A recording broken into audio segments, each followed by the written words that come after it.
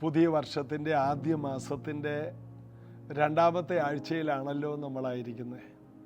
ദൈവത്ര വിശ്വസ്തനാണ്. ദൈവം നമ്മെ അത്ഭുതകരമായിട്ടാണ് മുന്നോട്ട് നയിക്കുന്നത്. ഈ വർഷം വാഗ്ദത്ത നിവൃത്തീകരണങ്ങളുടെ മാസമെന്ന് കർത്താവ് പേര് തന്നു.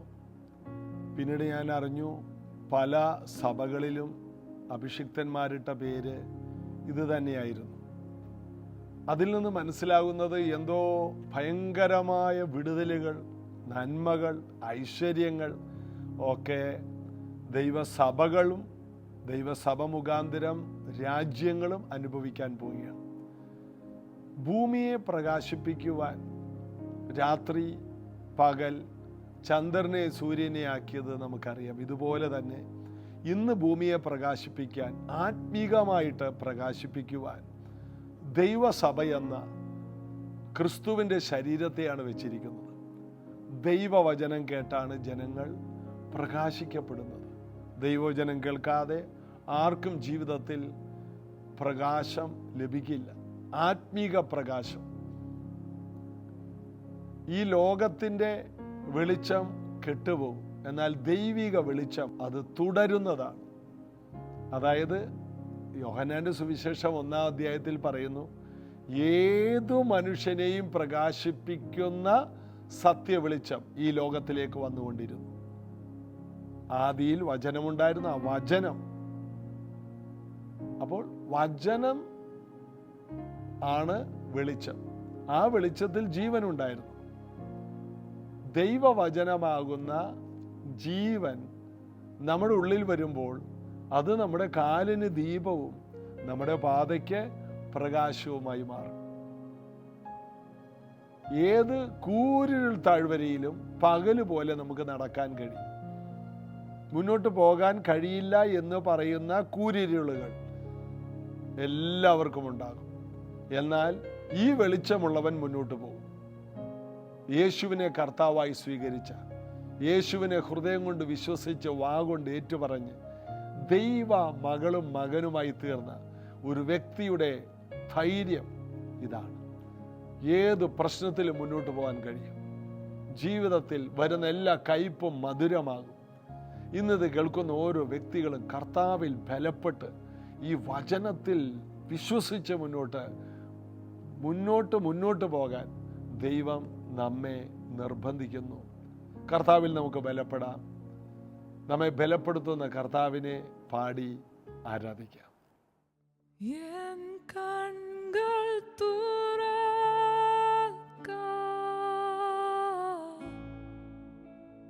നിൻ മുഖം കാൺമാൻ,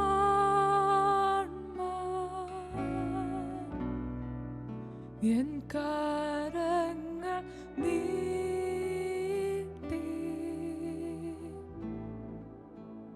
നിന്നെ തൊടുവാൻ,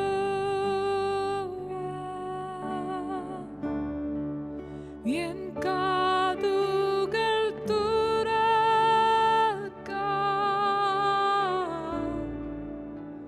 നിൻ സ്വരം കേൾപ്പാൻ, എൻ കണ്ണുകൾ തുറക്കാം, യേശുവെ കാണാൻ.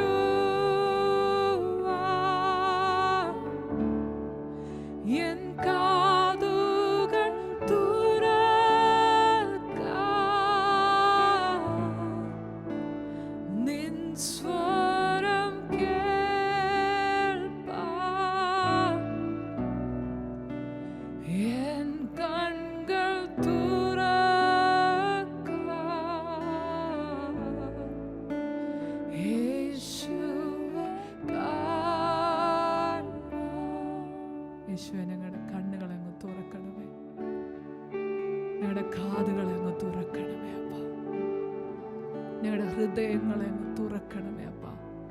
അങ്ങേ കാണുവാനും അങ്ങേ കേൾക്കുവാനും അങ്ങേ അനുഭവിക്കുവാനും ഞങ്ങളെ സഹായിക്കണമേ അപ്പ. പരിശുദ്ധാത്മാവേ, ഞങ്ങളെ യേശുവിലേക്ക് നയിക്കണമേ.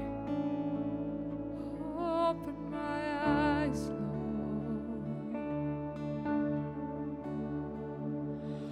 Open my eyes, Lord. I want to see Jesus, to reach out and touch Him and say that I love Him. Open my ears, Lord. Help me to listen. Open my eyes, Lord.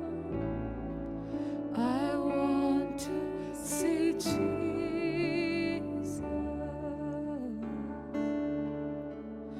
Open my eyes, Lord. I want to see Jesus.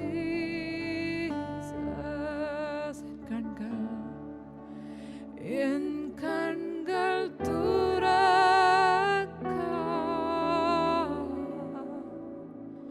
യേശുവേ കാണാൻ.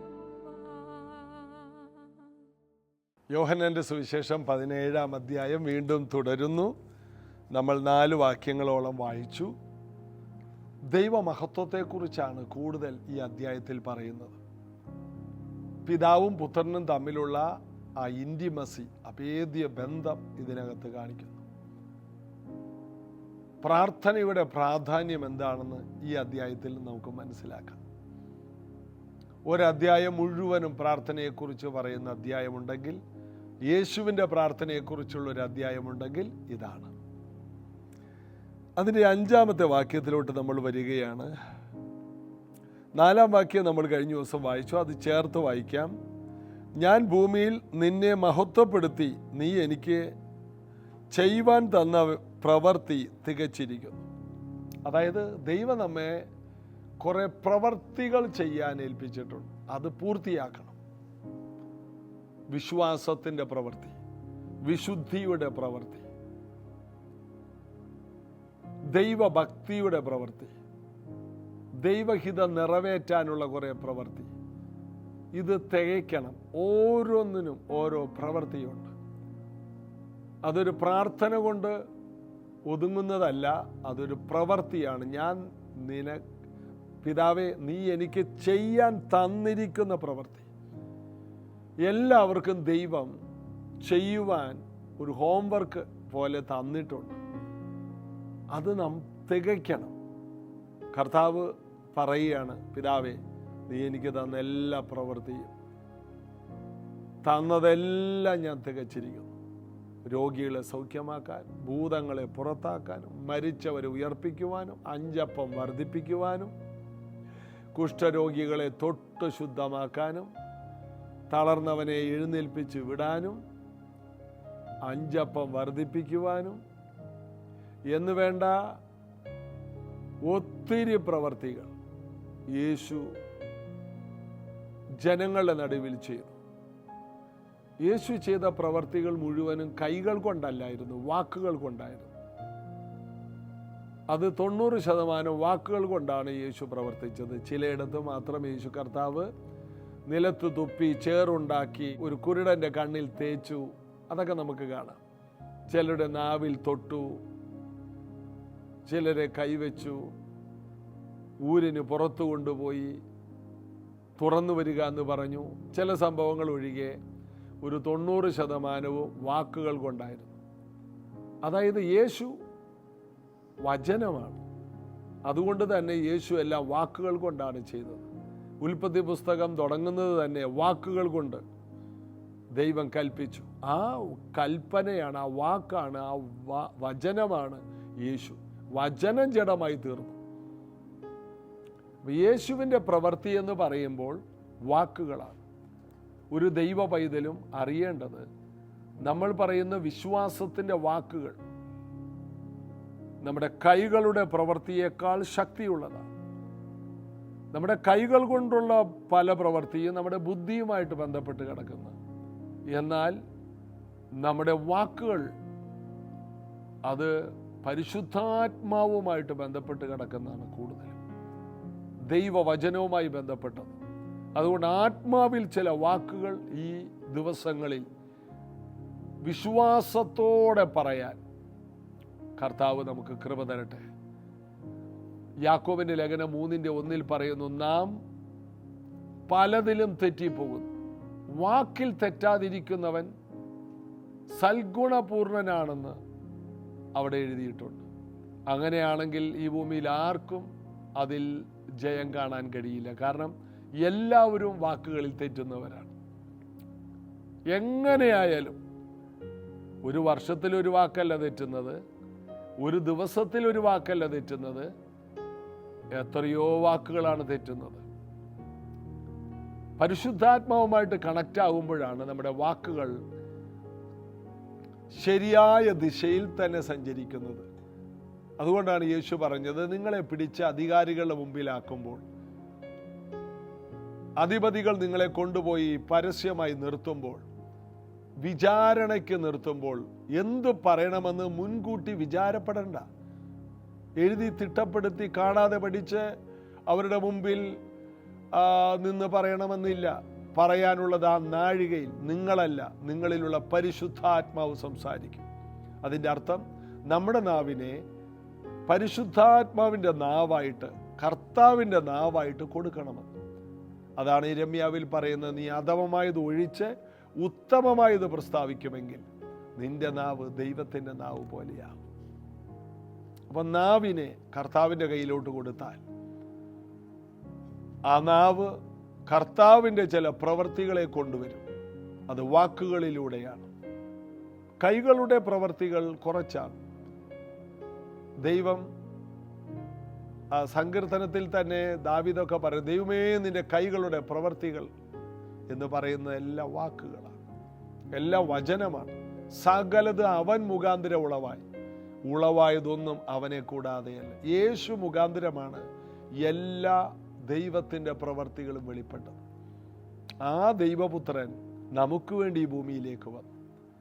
ഈ പുതിയ വർഷം നമ്മൾ യേശുവിനെ കൂടുതൽ ഓർത്ത്, യേശുവിനെ കൂടുതൽ അറിഞ്ഞ്, യേശുവിനെ കൂടുതൽ രുചിച്ചറിഞ്ഞ് നമ്മുടെ ക്രിസ്തീയ ജീവിതത്തെ ബലപ്പെടുത്താൻ യേശു കർത്താവ് നമ്മെ കൂടുതൽ ബലപ്പെടുത്തട്ടെ. 5-ാമത്തെ വാക്യത്തിൽ, ഇപ്പോൾ പിതാവേ, ലോകമുണ്ടാകും മുമ്പേ എനിക്ക് നിന്റെ അടുക്കൽ ഉണ്ടായിരുന്ന മഹത്വത്തിൽ എന്നെ നിന്റെ അടുക്കൽ മഹത്വപ്പെടുത്തണമേ.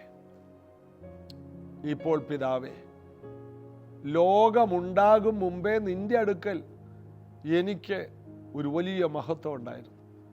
യേശു ഈ ഭൂമിയിൽ വന്ന് കഷ്ടങ്ങളെല്ലാം സഹിച്ച് പിതാവിൻ്റെ ഇഷ്ടം ചെയ്തതുകൊണ്ടല്ല യേശുവിന് മഹത്വം ഉണ്ടായത്. യേശുവിന് ലോകാരംഭത്തിലെ, ലോക സൃഷ്ടിക്ക് മുമ്പേ, ആദിയിൽ തന്നെ പിതാവിൻ്റെ അടുക്കൽ മഹത്വമുണ്ടായിരുന്നു. കാരണം ദൈവത്തിൻ്റെ ഏകജാതനായ പുത്രനായിരുന്നു. മുമ്പ് പറഞ്ഞ പോലെ സകലത് അവൻ മുഖാന്തരമുളവായി. അതുപോലെ മഹത്വത്തിൻ്റെ രാജാവാണ് യേശു. അതുകൊണ്ടാണ് സങ്കീർത്തനത്തിൽ പറയുന്നത്, പണ്ടേയുള്ള കതകുകളെ ഉയർന്നിരിപ്പിൻ, മഹത്വത്തിൻ്റെ രാജാവ് പ്രവേശിക്കട്ടെ. മഹത്വത്തിൻ്റെ രാജാവ് ആർ? ബലവാനും യുദ്ധവീരനുമായ യഹോവ തന്നെ. വീണ്ടും അവിടെ പറയുന്നു, പണ്ടേയുള്ള കതകുകളെ ഉയർന്നിരിപ്പിൻ, ഈ മഹത്വത്തിൻ്റെ രാജാവ് പ്രവേശിക്കട്ടെ. ആരാണ് മഹത്വത്തിൻ്റെ രാജാവ്? ബലവാനും യുദ്ധവീരനുമായ യഹോവ തന്നെ. 2 പ്രാവശ്യം അങ്ങനെ സങ്കീർത്തനത്തിൽ എടുത്തു പറയുന്നു. അതായത് അത് ഉറപ്പാണെന്നർത്ഥം. ഒരു കാര്യം 2 പ്രാവശ്യം പറഞ്ഞാൽ അത് വേഗത്തിൽ സംഭവിക്കും. അങ്ങനെ സങ്കീർത്തനത്തിൽ പറഞ്ഞ ആ കാര്യമാണ് യേശു രാജാവായി ഭൂമിയിലേക്ക് വന്നത്. പണ്ടേയുള്ള കതകുകൾ നമ്മുടെ ഹൃദയങ്ങളാണ്. ഈ ഹൃദയങ്ങളിലേക്ക് ഈ രാജാവ് പ്രവേശിക്കണം. എന്നാൽ അതുപോലെ തന്നെ ദൈവം മോശ മുഖാന്തരം പറഞ്ഞ ദേവാലയം, അന്നുണ്ടായിരുന്ന ദേവാലയത്തിലും യേശു കയറിയപ്പോൾ, യേശു ചെന്നപ്പോൾ യേശുവിനെ അവർ അങ്ങോട്ട് കയറ്റിയില്ല എന്നാണ് ചരിത്രം പറയുന്നത്. യേശു കഴുതപ്പുറത്ത് സൗമ്യനായി ചെന്നു. അപ്പോൾ യേശുവിന് വേണ്ടി തുറന്നു കൊടുക്കേണ്ട ആ വാതിൽ അവർ തുറന്നില്ല. അതായത് മഹാപുരോഹിതനും രാജാക്കന്മാരും കയറുന്ന ഒരു വാതിൽ അവിടെയുണ്ട്. അപ്പോൾ യെരൂശലേം ദേവാലയത്തിൻ്റെ ഒരു വാതിൽ, ഇങ്ങനെയുള്ളൊരു പ്രത്യേക വാതിലിൽ രാജാവ് കയറുന്ന വാതിൽ 3 പാളിയുള്ളതോ 4 പാളിയുള്ളതോ ആണെന്ന് ഒരിക്കലൊരു ദൈവദാസൻ പറഞ്ഞു. അതായത് കതകുകൾ ചേർന്നതാണ്, വലിയ ഒരു വാതിലാണ്. അതിലൂടെ രാജാവിന് സുഗമമായിട്ട് പ്രവേശിക്കാം. ആ വാതിലിലൂടെ യേശുവിനെ അവർ കടത്തിവിട്ടില്ല. യേശുവിൻ്റെ കൂടെ വന്ന കുഞ്ഞുങ്ങളെ പോലും അവർ ശാസിച്ചു, മിണ്ടാതിരിക്കാൻ പറഞ്ഞു. യേശു പറഞ്ഞു, ഇവർ മിണ്ടാതിരുന്നാൽ കല്ലുകൾ ആർത്തു വിളിക്കും. അവൻ സ്വന്തത്തിലേക്ക് ചെന്നു, സ്വന്തമായവരോ അവനെ കൈക്കൊണ്ടില്ല. ആ ദേവാലയത്തിൽ യേശുവിന് ഇടമില്ലാതെ പോയി. എന്നാൽ ആ ദേവാലയങ്ങളെല്ലാം കല്ലിന്മേൽ കല്ല് ശേഷിക്കാതെ ചിതറിപ്പോകുമെന്ന് യേശു പറഞ്ഞു. എന്നാൽ ഒരിക്കലും മാറ്റമില്ലാത്ത ദേവാലയങ്ങളെ യേശു കണ്ടിരുന്നു. പണ്ടേയുള്ള കഥകൾ, നമ്മളാകുന്ന ദേവാലയങ്ങൾ. അതുകൊണ്ടാണ് പൗലോസ് 1 കൊരിന്ത്യർ 3-ാം അധ്യായത്തിലൊക്കെ പറയുന്നത്, നിങ്ങൾ ദൈവത്തിൻ്റെ ദേവാലയമെന്നും ദൈവത്തിൻ്റെ ആത്മാവ് നിങ്ങളിൽ വസിക്കുന്നു എന്നും അറിയുന്നില്ലയോ? ഇതാണ് പണ്ടേയുള്ള കഥകൾ. ആദ്യം സ്വന്തത്തിലേക്ക് വന്നു, സ്വന്തമായവരവനെ കൈക്കൊണ്ടില്ല. എന്നാൽ അവനെ കൈക്കൊണ്ട് അവൻ്റെ നാമത്തിൽ വിശ്വസിച്ചവരെല്ലാവരും ദൈവ മക്കളായി മാറി. ദൈവവചനം ധ്യാനിക്കുന്നതും പഠിക്കുന്നതും എത്ര നല്ലതാണല്ലേ. ഓരോ വാക്യങ്ങൾ എടുത്ത് ഇങ്ങനെ നമ്മൾ ധ്യാനിക്കുമ്പോൾ എന്തെല്ലാം കാര്യങ്ങളാണ് നമുക്ക് മനസ്സിലാക്കാൻ കഴിയുന്നത്. ഞാൻ നിങ്ങളോട് പല കാര്യങ്ങളും പറയുമ്പോൾ AD BC ഒന്നും പറയാറില്ല. വെറുതെ ചുമ്മാ അതിലേക്ക് പോയി ഒരു ചരിത്രം പറയുന്നതിനേക്കാൾ അതിൻ്റെ ആ സത്ത മാത്രം നിങ്ങളോട് പറയാനാണ് എപ്പോഴും ഞാൻ ആഗ്രഹിച്ചിട്ടുള്ളത്. ഇനിയും അങ്ങനെ തന്നെ തുടരും. AD BC ഒന്നും പറയാതെ, ഒരു ചരിത്രം എടുത്തു പറയാതെ, അതിനകത്തുള്ള പ്രധാന കാര്യങ്ങൾ മാത്രം നമ്മുടെ ചുരുക്ക സമയം കൊണ്ട് കേട്ട് നമുക്ക് ദൈവത്തെ വിശ്വസിച്ച് ഈ പുതിയ വർഷം ഒരു പുതിയ തുടക്കം കുറിക്കാൻ ഈ വചനങ്ങൾ കാരണമാകും. യേശു തേടി വന്ന പലയിടത്തും യേശുവിനെ വാതിലടഞ്ഞു. എന്നാൽ യേശുവിനെ ലഭിച്ച വാതിലുകൾ ഇതാണ്, പണ്ടേയുള്ള കഥകൾ. ഇത് ഉയർന്നിരുന്നപ്പോൾ ഞാൻ വാതിക്കൽ നിന്ന് മുട്ടുന്നു, ആരെങ്കിലും വാതിൽ തുറന്നാൽ. കള്ളൻ വരുന്നത് വേറെ വഴിയാണ്, വാതിലിലൂടെയല്ല. എന്നാൽ ഞാൻ നല്ല ഇടയൻ, യേശു പറഞ്ഞു. വാതിക്കൽ നിന്ന് മുട്ടുന്നു. വെളിപ്പാട് പുസ്തകം 3:20. ആരെങ്കിലും വാതിൽ തുറന്നാൽ, ആരെങ്കിലും, നിർബന്ധമൊന്നുമില്ല, വാതിൽ തുറന്നാൽ ഞാൻ അവനോട്, അവൻ എന്നോട് കൂടെ അത്താഴം കഴിക്കും. കൂട്ടായ്മ, ഫെലോഷിപ്പ്. ഞാനും അവനും തമ്മിൽ വലിയൊരു ബന്ധത്തിലേക്ക് വരും. അതാണ് സഭയുടെ കൂട്ടായ്മ. നാം കർത്താവിന് വേണ്ടി ഹൃദയം തുറന്നതിൻ്റെ ഒറ്റ കാരണം കൊണ്ട് നാം അനുഗ്രഹിക്കപ്പെട്ടവരാണ്. ജീവിതത്തിൽ കുറവുകളുണ്ടോ? ആവശ്യം പോലെ. കുറ്റങ്ങളുണ്ടോ? അതേ ഉള്ളൂ. പ്രശംസിക്കാൻ എന്തെങ്കിലും ഉണ്ടോ? ഒന്നും തന്നെയില്ല. ഒറ്റ കാര്യമാണ് നമുക്കുണ്ടായ നേട്ടം. കൃപയാൽ യേശുവിന് വേണ്ടി ഹൃദയവാതിൽ തുറക്കാൻ കഴിഞ്ഞു. മഹത്വത്തിൻ്റെ രാജാവ് പ്രവേശിച്ചു. അതായത് യേശു പറയുകയാണ്, പിതാവേ, നിന്റെ അടുക്കൽ ലോകമുണ്ടാകുന്നതിന് മുമ്പ് എനിക്കുണ്ടായ മഹത്വത്തിൽ എന്നെ ഒന്ന് ഇനി മഹത്വപ്പെടുത്തണമേ. യേശുവിനറിയാം, ഈ ലോകം ഉണ്ടാകുന്നതിന് മുമ്പേ ഞാനുണ്ട്. ഈ ലോകത്തിന് ഒരു മഹത്വം വരുന്നതിന് മുമ്പേ ഞാൻ നിന്റെ അടുക്കലായിരുന്നു. എൻ്റെ മഹത്വം പോലെ ഈ ലോകത്തിന് ഒരു മഹത്വം ഇല്ലെന്ന് യേശുവിനറിയാം. ഒരിക്കൽ പിശാച് യേശുവിനെ കൂട്ടിക്കൊണ്ടുപോയ കാര്യം ലൂക്കോസ് 4 കിടപ്പുണ്ട്. പിശാച് യേശുവിനെ ആ 40 ദിവസത്തെ ഉപവാസം കഴിഞ്ഞപ്പോൾ ഒരു മലയിലോട്ട് കൊണ്ടുപോയിട്ട് ഭൂമിയിലുള്ള സകല പ്രതാപവും മഹത്വവും കാണിച്ചു കൊടുത്തെന്ന്. നീ വീണ് നമസ്കരിച്ചാൽ ഇതെല്ലാം ഞാൻ നിനക്ക് തരാം. യേശു അവനോട് അതിന് മറുപടിയൊന്നും, വചന വെളിപ്പാടൊന്നും പറഞ്ഞില്ല. നമ്മളാണെങ്കിൽ എബ്രായർ 4:7, മത്തായി 6:3 എന്നൊക്കെ പറഞ്ഞാൽ യേശു ഒന്നും പറഞ്ഞില്ല. നിന്റെ ദൈവത്തെ അല്ലാതെ വേറെ ആരെ ആരാധിക്കരുത്, എന്നെ വിട്ടു പോ എന്ന് മാത്രമേ പറഞ്ഞു. എന്നാൽ യേശു സമയമായപ്പോൾ പറയുകയാണ്, പിതാവേ, ഈ ലോകം ഉണ്ടാകുന്നതിന് മുമ്പ്, ഇന്ന് ഈ ഭൂമി ഒക്കെ ഉണ്ടാകുന്നതിന് മുമ്പ്, ഇതിനൊക്കെ ഒരു മഹത്വം ഉണ്ടാകുന്നതിന് മുമ്പ് നീ എനിക്ക് വെച്ചിരുന്ന വലിയ മഹത്വം, ആ മഹത്വം ഊരി വെച്ചിട്ടാണ് ഞാൻ ഇങ്ങോട്ട് വന്നത്. ഇനി ആ മഹത്വത്തിലേക്ക് എന്നെ ഒന്ന് മഹത്വപ്പെടുത്തണമേ. എൻ്റെ സമയമായല്ലോ, എനിക്ക് ആ ലെവലിലേക്ക്. ഇത് പ്രാർത്ഥിക്കുമ്പോൾ ചിലപ്പോൾ പിശാചി ഞെട്ടിക്കാണും. ചേടാ, ഇതുകൊണ്ടാണല്ലേ അവൻ എന്നോട് ഒന്നും മിണ്ടാതിരുന്നത്. അതായത് പിശാചി ഈ ലോകത്തിൻ്റെ മുഴുവൻ മഹത്വം കാണിച്ചിട്ട് നീ വീണ് എന്നെ നമസ്കരിച്ചാൽ ഇതൊക്കെ തരാം. യേശുവിന് അതിനേക്കാൾ വലിയ മഹത്വം ഉണ്ടാകും. ഈ ഭൂമിയേക്കാൾ, സൂര്യ ചന്ദ്രന്മാരെക്കാൾ, നക്ഷത്രങ്ങളെക്കാൾ ഒക്കെ മഹത്വമുള്ളവനാണ് യേശു കർത്താവ്. ആ മഹത്വത്തിൻ്റെ പ്രത്യാശയായ ക്രിസ്തു നമ്മിൽ വസിക്കുന്നു എന്ന് പറയുന്നതാണ് ഏറ്റവും വലിയ സന്തോഷം. ഈ ദൈവവചനങ്ങളിലൂടെ ധ്യാനിച്ചുകൊണ്ട് നിങ്ങളൊന്ന് പ്രാർത്ഥിക്കാമോ? നിങ്ങളുടെ പ്രെയർ ലൈഫേ മാറും. ഞാൻ ആരുമല്ല, ഞാൻ ഒന്നുമല്ല, എനിക്കൊരു കഴിവില്ല എന്ന് പറയുന്ന വ്യക്തി അറിയണം, നിങ്ങളിലുള്ളവൻ മഹത്വത്തിൻ്റെ പ്രത്യാശയായ ക്രിസ്തുവാണ്. അതായത് സകല മഹത്വവും അവനിലാണ്, സകല പ്രതാപവും, സകല ഉയർച്ചകളും, സകല മാന്യതകളും, സകല സമൃദ്ധിയും അവനിലല്ലോ ദൈവത്തിൻ്റെ സകല സമ്പൂർണതയും ദേഹരൂപമായി വസിക്കുന്നു. ആ യേശുവിനെ സ്വീകരിച്ച നിങ്ങൾക്കിനി ദരിദ്രരായി ജീവിക്കാൻ കഴിയില്ല. നിങ്ങൾക്ക് കടക്കണിയിൽ മുടിഞ്ഞു പോകാൻ കഴിയില്ല. നിങ്ങൾക്ക് ആശുപത്രി കൊണ്ട് തീർന്നു പോകാൻ കഴിയില്ല. നിങ്ങൾക്ക് നശിക്കാൻ കഴിയില്ല. നിങ്ങൾ യേശുവിനെ സ്വീകരിച്ച വ്യക്തിയാണ്. നിങ്ങൾക്ക് പരാജയത്തെ പരാജയപ്പെടുത്താൻ കഴിയും. നിങ്ങളിൽ സാധ്യതകൾ കിടക്കുകയാണ്. വലിയ മഹത്വം നിങ്ങളിൽ വസിക്കുകയാണ്. നിങ്ങളെല്ലാ പ്രതികൂലത്തിൽ നിന്നും പുറത്തു വരും. എല്ലാ ശാപ അന്തരീക്ഷത്തിൽ നിന്നും നിങ്ങൾ പുറത്തു വരും. നിങ്ങൾക്ക് പരാജയപ്പെടാൻ കഴിയില്ലെന്ന്. അതുപോലെ ദൈവകൃപയുള്ള വ്യക്തിയാണ് നിങ്ങൾ. നിങ്ങൾ 40 ദിവസം ഉപവസിച്ച് വെള്ളം കുടിക്കാതെ ഉപവസിക്കുന്നതുകൊണ്ടൊന്നുമല്ല, നിങ്ങൾ മുടങ്ങാതെ പ്രാർത്ഥിക്കുന്നത് കൊണ്ടുമല്ല. എന്നാൽ ഇത് തിരിച്ചറിയുന്നവർക്ക് നിരന്തരമായ പ്രാർത്ഥനയും ദൈവഭക്തിയും വർദ്ധിക്കും. ഈ സന്ദേശങ്ങൾ നിങ്ങളുടെ ജീവിതത്തിൽ കൂടുതൽ ദൈവത്തോടുള്ള ഭക്തിയെ വർദ്ധിപ്പിക്കുകയാണ് ചെയ്യുന്നത്. കർത്താവിൽ ആശ്രയിക്കാം, പ്രാർത്ഥിക്കാമല്ലോ.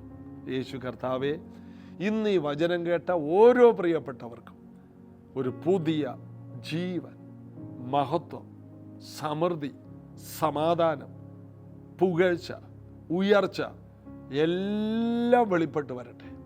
ഇന്ന് ഇവർ നേരിടുന്ന എല്ലാ പ്രശ്നങ്ങളെയും നിസ്സാരമായി അതിജീവിക്കാൻ കഴിയട്ടെ. എല്ലാ കേസുകളെയും ഓവർകം ചെയ്യട്ടെ. എല്ലാ ആരോഗ്യ പ്രശ്നങ്ങളെയും ഇവർ അതിജീവിക്കട്ടെ. എല്ലാ മാനസിക സംഘർഷങ്ങളെയും ഇവർ അതിജീവിക്കട്ടെ. ഇവരെ നിരാശപ്പെടുത്താൻ ഒരു ശക്തിക്കും കഴിയാതെ വണ്ണം യേശുവിൻ്റെ സാന്നിധ്യം ഇവരിൽ നിറഞ്ഞു നിൽക്കട്ടെ. പരിശുദ്ധാത്മാവേ, ഈ പ്രാർത്ഥനകളിലൂടെ ഇവരിൽ ക്രിയ ചെയ്യാം.